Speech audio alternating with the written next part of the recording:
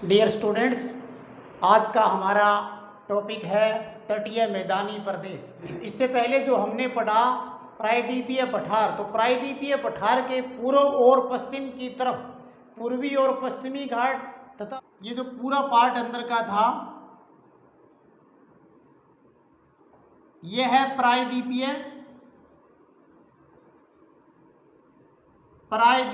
पठार। तो प्रायद्वीपीय पठार के पश्चिम, पूर्व और दक्षिण में तटों पर स्थित तटीय मैदानों को हम यहाँ पर वर्णन करने जा रहे हैं। जैसा कि भारत के दक्षिण पठार, ये दक्षिण पठार है बीच का, दक्षिण पठार के पूर्व और पश्चिम की तरफ ये पश्चिम है और ये पूर्व है। तो पूर्व और पश्चिम की तरफ क्या है, दोनों अलग अलग तटीय प्रदेश आते हैं। बीच में क्या है, समुद्र तटीय मैदान स्थित है। पश्चिम दिशा में अरब सागर, पूर्व दिशा में बंगाल की खाड़ी के जो तटीय प्रदेश है उसका इसके अंदर विस्तृत विवेचन किया जाता है।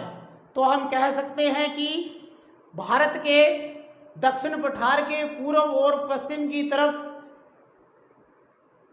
पूर्वी और पश्चिमी घाट तथा समुद्र के बीच में समुद्र तटीय मैदान स्थित है। ये पठारी भाग के पूर्व और पश्चिम में दो संकरे मैदान मिलते हैं जिन्हें हम पूर्व तटीय मैदान और पश्चिम तटीय मैदान कहते हैं। का निर्माण सागरीय तरंगों द्वारा अपर्दन व निक्षेपण से हुआ है। बहुत सारी नदियां जो आकर यहाँ गिरती है वो अपने साथ अवसादों का निक्षेपण करती है। इन अवसादों के जमाव से इन पूर्वी व पश्चिमी तटीय मैदानों का निर्माण हुआ है। इस मैदान के पूर्व में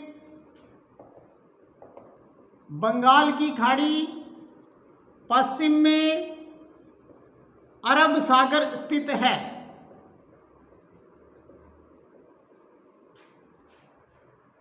पूर्व में बंगाल की खाड़ी और पश्चिम में अरब सागर स्थित है और दक्षिण में नीचे कन्याकुमारी स्थित है।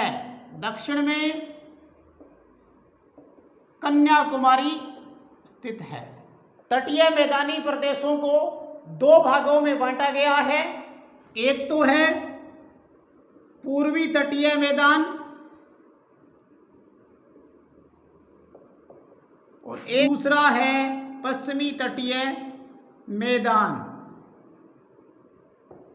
तटीय मैदान को दो भागों में बांटा गया है, पश्चिमी तटीय मैदान और पूर्वी तटीय मैदान। अब पश्चिमी तटीय मैदान के पार्ट थे सौराष्ट्र तट, काठियावाड़ तट, कोंकण तट, कन्नड़ तट और मालाबार तट, जिनका हम विस्तृत विवेचन करेंगे।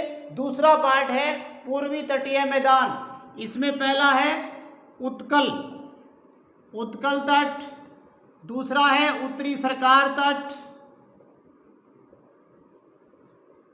तीसरा है कोरोमंडल, चौथा है काकीनाडा।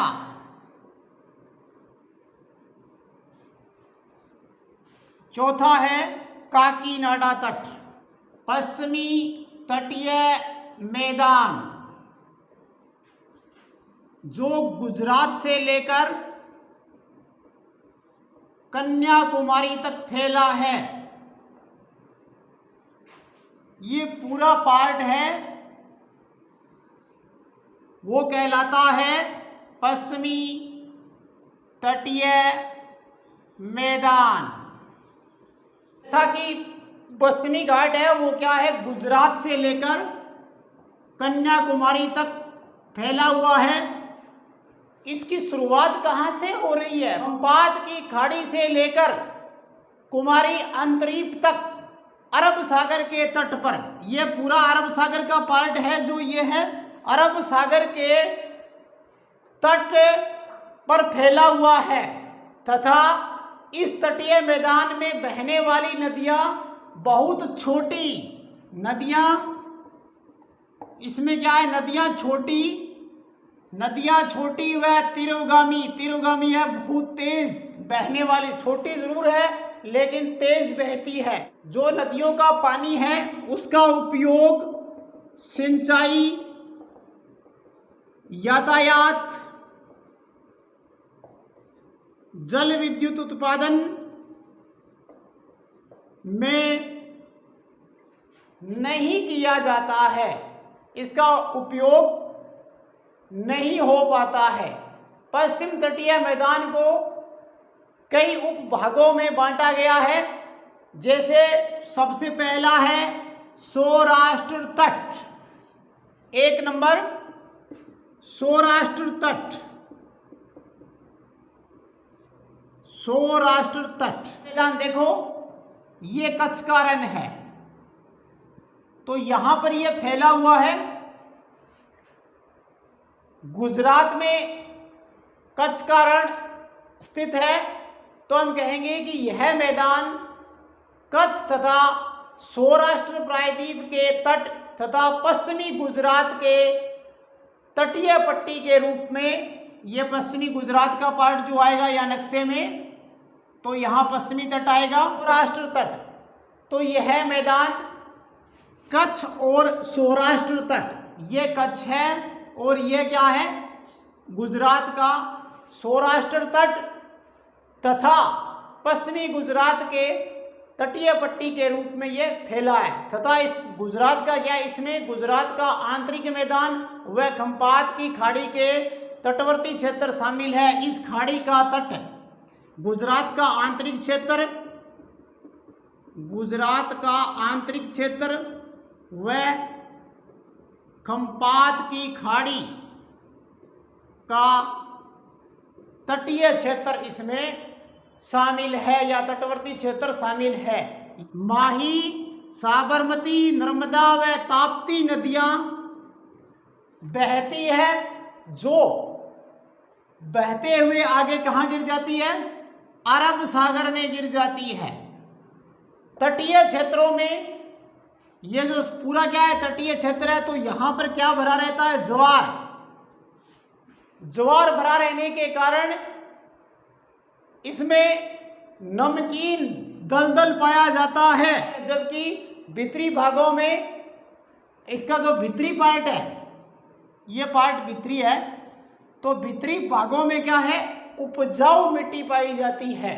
उपजाऊ भीतरी जो ये भाग है इसमें उपजाऊ कांप मिट्टी पाई जाती है, उपजाऊ कांप मिट्टी पाई जाती है, जिसके कारण क्या है उपजाऊ मिट्टी होने के कारण ये कृषि के लिए उपयोगी है। सेकंड नंबर है काठियावाड़ तट। काठियावाड़ तट है, इसका क्या है खंपात की खाड़ी से लेकर दमन द्वीप तक इसका विस्तार पाया जाता है। यह खंपात की खाड़ी है और यह दमन द्वीप है, यह बीच का पार्ट है जो काठियावाड़ तट के नाम से जाना जाता है। सी नंबर कोंकण तट। पहला जो हमारा था, पहला जो पड़ा सौराष्ट्र तट, दूसरा काठियावाड़, तीसरा है कोंकण तट। कोंकण तट यह दमन द्वीप से लेकर गोवा तक 500 किमी में फैला है। जैसा कि यह है इसका दमनदीप और यह है गोवा, तो यह दूरी है वो 500 किमी मानी गई है। इसकी जो चौड़ाई है 500 किमी लंबा है और 50 से 80 किमी के बीच ये चौड़ा है। मुंबई के पास चौड़ाई ज़्यादा है। यह मैदान काफ़ी कटा फटा है, मतलब समतल नहीं है पूरी तरह से, बीच बीच में कटा हुआ फटा हुआ है। जो कोंकण का पश्चिमी तट है तो इधर पूर्व आ जाएगा, इधर पश्चिम आ जाएगा। तो जो पश्चिमी तट है वो क्या है लावा की काली मिट्टी से बना हुआ है, यानी लावा की काली मिट्टी है, लावा की काली मिट्टी से बना हुआ है। साल व सागवान इत्यादि वन प्रचुर मात्रा में या अत्यधिक मात्रा में यहाँ पर पाए जाते हैं। और है कन्नड़ तट। 4 नंबर आ गया ये कन्नड़ तट, जो क्या है गोवा से लेकर मुंबई तक, गोवा से लेकर मुंबई तक कन्नड़ तट का विस्तार पाया जाता है। 3 नंबर मालाबार तट। मालाबार तट यह क्या है मंगलोर से लेकर कन्याकुमारी तक 500 किमी लंबाई में फैला हुआ है तथा इसमें लंबे व संकड़े क्या पाए जाते हैं, परवाल, लंबे व संकड़े परवाल पाए जाते हैं जो नदियों के मुहानों पर बालू जमा करते हैं। ये पार्ट यहाँ क्या है, ये जो पार्ट है ये मालाबार तट का है और नदियों के मुहानों पर ये क्या जमा करते हैं, बालू जमा करते हैं।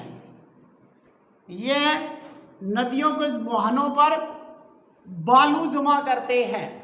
इसके अलावा यहाँ झीलों का निर्माण भी इसी कारण संभव हुआ है। जब ये बालू का जमाव करते हैं इस कारण यहाँ क्या बन गई, झीलें। झीलों को मिला दिया गया है नहरों में, जिस कारण लोग क्या करते हैं, यहाँ पर नौकाओं द्वारा यात्रा और अपना व्यापार करते हैं। पूर्वी तटीय मैदान, तो ये पूरा पार्ट है वो पूर्वी तटीय मैदान के नाम से जाना जाता है। इसके अंदर उड़ीसा, तमिलनाडु और आंध्र प्रदेश, उड़ीसा, तमिलनाडु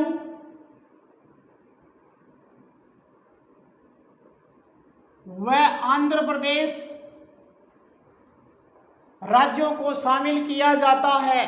दूसरी बात यह है कि यह पश्चिमी तटीय मैदान जो था, तटीय मैदान से पूर्वी जो तटीय मैदान है वो अधिक चौड़ा है।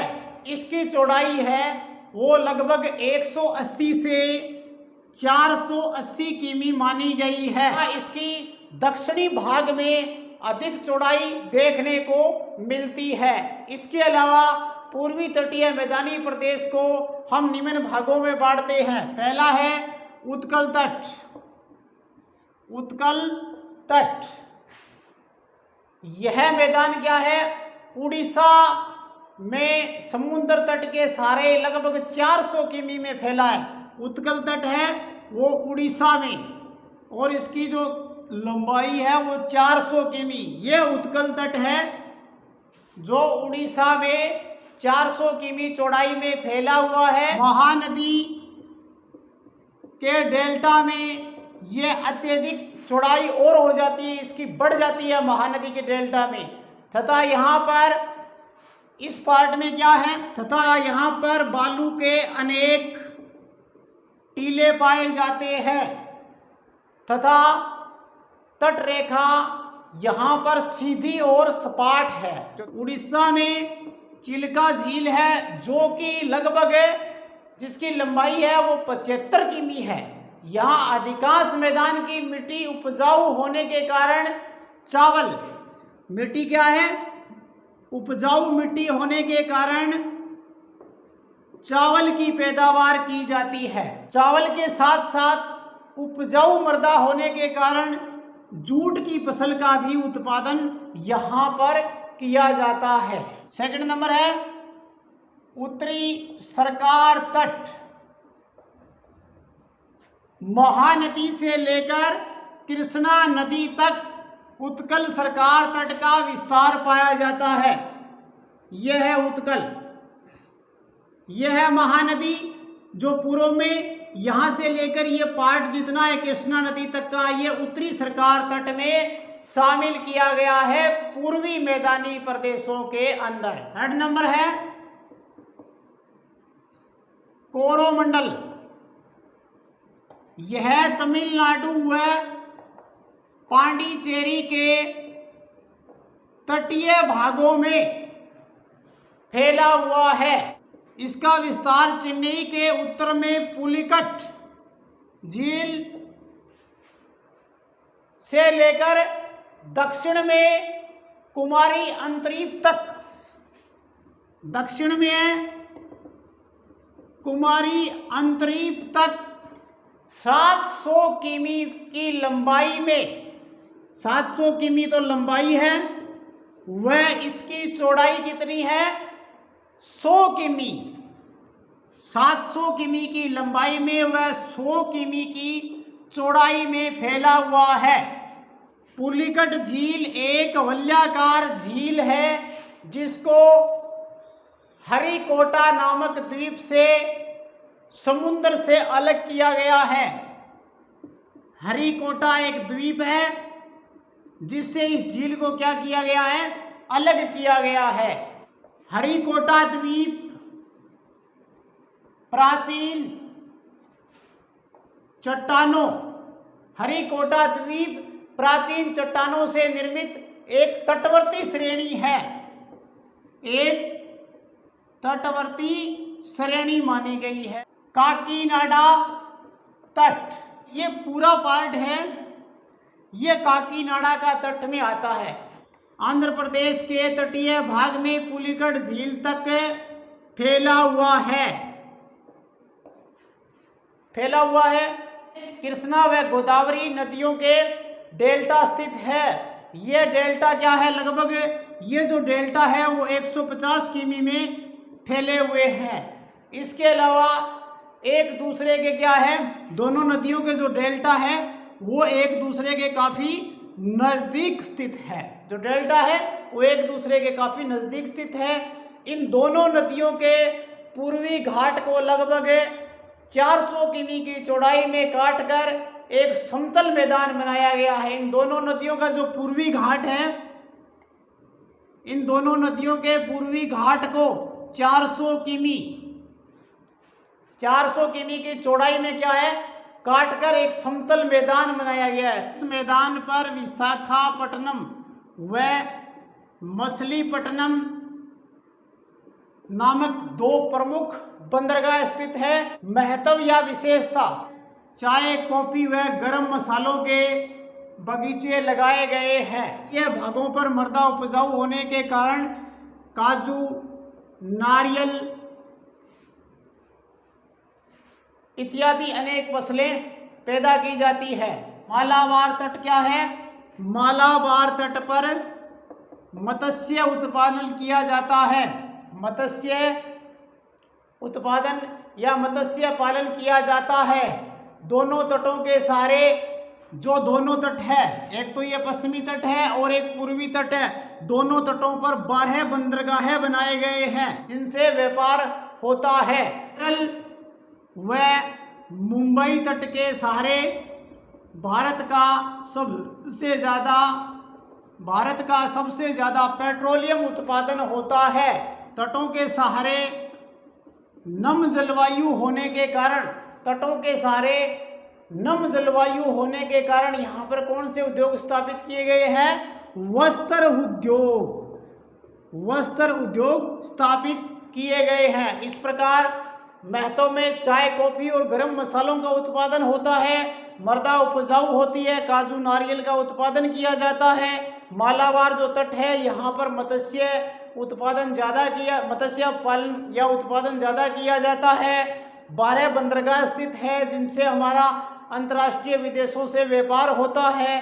केरल व मुंबई का जो तट है, ये जो तट है केरल व मुंबई का जो तट है वहाँ पर पेट्रोलियम का उत्पादन सबसे ज़्यादा होता है तथा तटों के सहारे क्या है, नम जलवायु यहाँ पाई जाती है, जिस कारण यहाँ पर अत्यधिक मात्रा में वस्त्र उद्योग स्थापित किए गए हैं। अगला टॉपिक है द्वीप समूह है। तो द्वीप समूह है हिंद महासागर में भारत के कुल 1208 से अधिक हिंद महासागर में द्वीप पाए जाते हैं। जो द्वीप पाए जाते हैं उनमें क्या है, ज़्यादातर क्या है, बंगाल की खाड़ी व अरब सागर, बंगाल की खाड़ी, अरब सागर, नदियों व झीलों में पाए जाते हैं। अरब सागर के द्वीप परवालों द्वारा निर्मित है। परवालों से अरब सागर के जितने भी द्वीप है वो परवालों से निर्मित है। बंगाल की खाड़ी के जितने भी परवाल हैं वो म्यांमार की अरकान योमा का विस्तार है तथा टर्सरी पर्वतमालाओं का एक प्रतिरूप है टर्सरी पर्वतमालाओं का ये एक रूप माने गए हैं। अब क्या है, यहाँ हम वर्णन करेंगे द्वीपों के बारे में। तो दो प्रकार बताएंगे, एक तो है बंगाल की खाड़ी के द्वीप, दूसरा है अरब सागर के द्वीप। बंगाल की खाड़ी के द्वीप। बंगाल की खाड़ी में नदियां क्या है, जलोढ़ मिट्टी का निक्षेप करती है, जिससे क्या है, जलोढ़ मिट्टी से जलोढ़ मृदा होती है या मिट्टी से क्या होता है, द्वीपों का निर्माण होता है। और गंगा का जो डेल्टाई भाग है वहाँ पर द्वीपों की संख्या ज़्यादा है। गंगा के डेल्टाई भागों में द्वीप क्या है, द्वीप ज़्यादा है। तथा हुगली नदी के सामने 20 किमी लंबा है गंगा सागर। हुगली नदी है उसके सामने 20 किमी लंबा गंगा सागर द्वीप स्थित है। महानदी ब्राह्मणी डेल्टा के निकट भी अनेक छोटे छोटे द्वीप क्या है, पाए जाते हैं। यहाँ पर जो मुख्य है वो अंडमान निकोबार द्वीप समूह है, प्रमुख है। अंडमान निकोबार द्वीप समूह है, प्रमुख है। अंडमान निकोबार द्वीप समूह है 300 किमी लंबे क्षेत्र में, कुल 8300 वर्ग किमी क्षेत्र में फैला है तथा इनका अधिकांश भाग क्या है, अधिकांश भाग है इसके अंदर क्या है, वनों से ढका हुआ है। निकोबार द्वीप समूह में बहुत सी प्रवाल भित्तियां पाई जाती है, प्रवाल भित्तियां। और इन द्वीप समूहों में अनेक क्या है, इस द्वीप में अनेक आदिवासी जातियां निवास करती है, आदिवासी जातियां निवास करती है। अंडमान निकोबार द्वीप समूह में पोर्ट ब्लेयर के उत्तर में स्थित बेरन और नारकोडम ज्वालामुखी द्वीप है। पोर्ट ब्लेयर के उत्तर में स्थित है बेरन और नारकोडम प्रमुख ज्वालामुखी द्वीप है। अरब सागर के जो द्वीप है उनका निर्माण क्या है, प्रवाल भित्तियों के द्वारा हुआ है। जितने भी यहाँ पर द्वीप है उनका निर्माण, अरब सागर के द्वीपों का निर्माण प्रवाल भित्तियों के द्वारा हुआ है। तथा पूर्वी तटों के नजदीक कई प्रकार के चट्टानी द्वीप मिलते हैं। मुंबई के निकट केंद्रे बुच्चर व अर्नाला द्वीप प्रमुख है। कच्छ की खाड़ी में वेद नोरा व करूमार द्वीप है। नर्मदा व ताप्ती नदियों के पास खड़ियावेट व अलियावेट द्वीप है। केरल तट से कुछ दूरी पर पश्चिम में लक्षद्वीप स्थित है। तो ये लक्षद्वीप है, इसका निर्माण हुआ है प्रवाल भित्तियों से बने लक्षद्वीप समूह पर उपजाऊ मिट्टी का अभाव है। द्वीप की जो प्रमुख फसल है वो नारियल है, प्रमुख फसल नारियल है। और मुख्य व्यवसाय इनका मछली पकड़ना व पर्यटन उद्योग है।